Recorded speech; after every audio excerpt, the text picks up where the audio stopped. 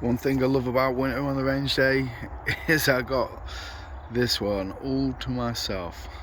So, bit of a kit breakdown, targets there. Magnets to put the targets onto the pistol range rail. Bit of pellet gun oil, need to keep putting out on your CO2. Got a Umarex magazines there with a 3D printed speed loader for that. 357 down Western shells fully loaded with some speed loaders. SIG P226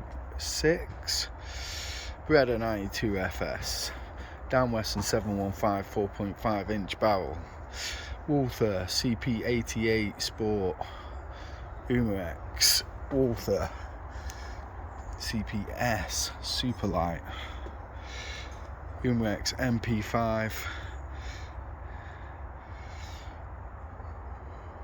with a Victopics red dot on it and a wheel riser, and then the converted MPX.